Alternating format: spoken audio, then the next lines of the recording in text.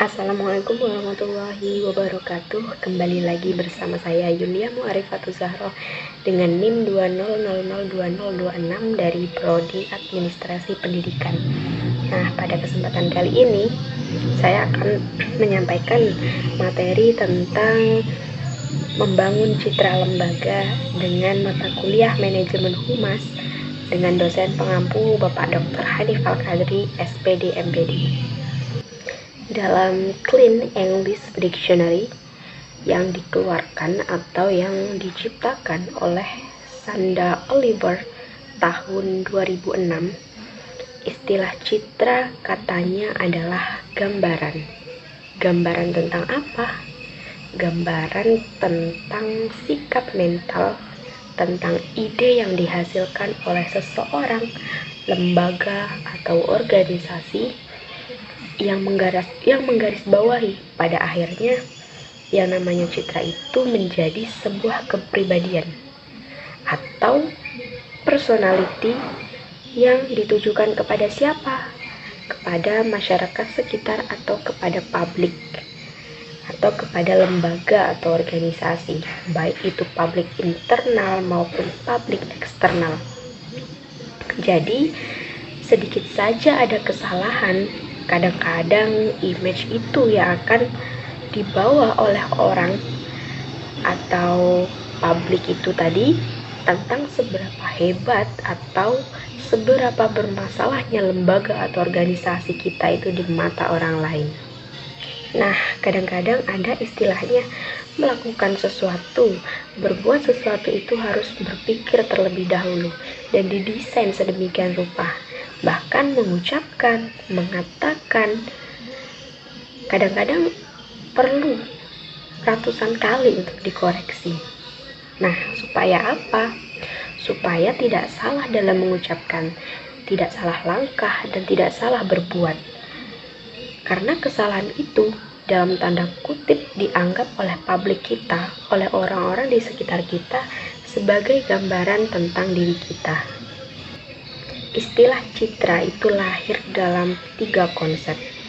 Yang pertama itu ada penilaian, yang kedua ada anggapan atau pendapat, dan yang ketiga itu ada gambaran tentang sesuatu. Nah, kadang-kadang kita tidak bisa menyalahkan orang lain ataupun publik kita. Kenapa menilainya seperti itu? Padahal kadang-kadang kita bisa gondok, apalagi perusahaan yang notabene itu terkait dengan produk yang dapat merusak nama baik perusahaan, lembaga ataupun organisasi akibat apa yang disampaikan oleh publik. Tapi publik tidak bisa disalahkan. Kenapa? Penilaian, gambaran, persepsi yang muncul di tengah-tengah masyarakat tentang kita, tentang perusahaan kita, tentang organisasi lembaga kita itu muncul dari akibat apa yang kita sampaikan. Apakah itu sadar atau tidak sadar?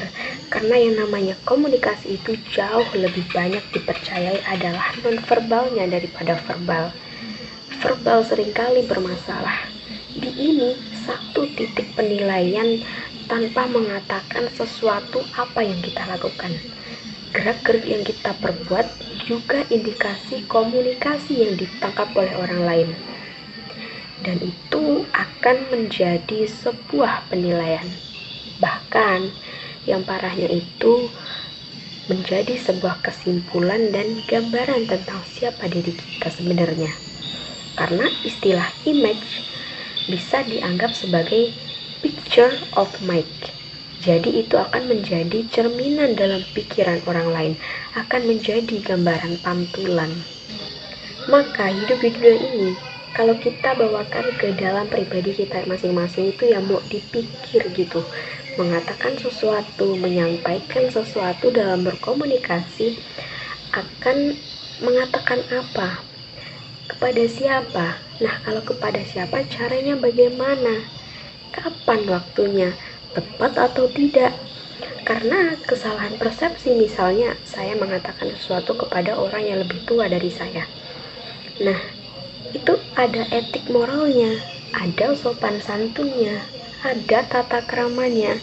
ketika saya menyampaikan dengan gaya saya. Kadang-kadang ditangkap, padahal maksudnya bukan begitu. Tapi ditangkap tidak sopan oleh orang yang lebih tua tadi. Maka orang tua ini menganggap anak ini tidak sopan, padahal tidak ada niatan sama sekali. Tapi karena tidak tahu bagaimana berbicara kepada siapa, kita anggap sama berbicara kepada teman yang sama besar, kepada orang yang lebih tua. Nah, itu pada akhirnya menjadi sebuah penilaian. Dan parahnya lagi, persepsi yang muncul di lawan bicara kita tadi itu kemudian dipublik kepada orang lain, dibicarakan kepada orang lain. Nah, makanya sekali kalau kita hitam, maka untuk memutihkannya itu pun menjadi sangat sulit. Apalagi lembaga besar, perusahaan atau organisasi, maka public relation punya tugas yang sangat berat untuk menciptakan, memperjuangkan, memperbaiki, dan mempertahankan citra dari perusahaan atau lembaganya tadi. Jadi dapat kita simpulkan, apa itu citra? Citra artinya penilaian, citra artinya gambaran, citra artinya adalah pandangan atau pendapat yang sudah disimpulkan akibat stimulus yang kita berikan. Nah, siapa yang menilai dan beranggapan? Ya publiknya kita, ya masyarakat di sekitar kita. Siapapun yang bisa melihat dan merasakan langsung tentang diri kita, maka mereka punya hak untuk menilai. Kalau perusahaan atau lembaga itu akan lebih luas, artinya adalah yang menilai, yang kita sebut picture of make tadi, maka pada akhirnya kepada publik kita atau kepada publik internal maupun publik eksternal. Untuk memahami citra dalam konsep organisasi yang sangat besar, coba kita berpikir atau merealisasikannya ke dalam konsep eksternal dalam diri kita. Tentu kita dianggap sebagai mahasiswa yang cerdas.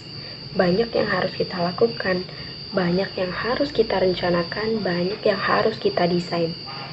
Kemudian bagaimana hasil desain itu dikomunikasikan kepada publik sebagai diri yang dianggap atau dijadikan sebagai mahasiswa yang berprestasi. Nah, sehingga yang tinggi itu gampang diraih dan gampang didesain. Selanjutnya kita masuk kepada materi komponen-komponen dari citra. Nah, apa saja komponen-komponen citra ini? Yang pertama itu ada realitas. Artinya adalah empirik, sesuatu yang nyata, data yang sebenarnya. Jadi tidak dibuat-buat.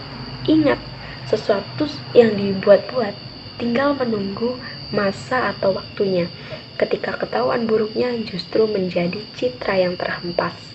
Yang kedua, ada sesuatu yang ideal. Jadi yang ideal itu adalah ketika kita lulus perguruan tinggi, kita harus sesuai dengan target yang telah diajarkan oleh perusahaan atau perindustrian dunia kerja. Nah, yang ketiga, ada harapan atau keinginan. Jika dilihat dari lembaga atau organisasi pendidikan, perguruan tinggi pada umumnya tentunya menjadi harapan bagi banyak orang seperti orang tua kita, diri kita sendiri, lembaga pada umumnya, sehingga mereka terserap tinggi di dunia kerja. Maka pada akhirnya muncullah citra baik untuk perguruan tinggi tersebut. Kemudian kita akan melihat aspek pembentukan citra yang terdiri dari 4 aspek. Yang pertama itu ada persepsi merupakan pandangan. Persepsi itu muncul karena adanya pengamatan terhadap unsur lingkungan yang dikaitkan dengan suatu proses pemaknaan, di mana individu memberikan rangsangan terhadap seseorang atau lembaga akibat rangsangan berdasarkan pengalaman mengenai stimulus yang muncul. Yang ketiga itu ada wawasan atau pengetahuan. Suatu hal kaitannya yang berhubungan dengan daya naluri seseorang atau publik serta pemikiran orang yang memberikan persepsi yang tidak mau menjadi mau, yang tidak tahu menjadi tahu, dan yang tidak jelas menjadi jelas. Akibat dari gambaran ini, maka seseorang memiliki kepercayaan atau pengetahuan terhadap objek yang disampaikan.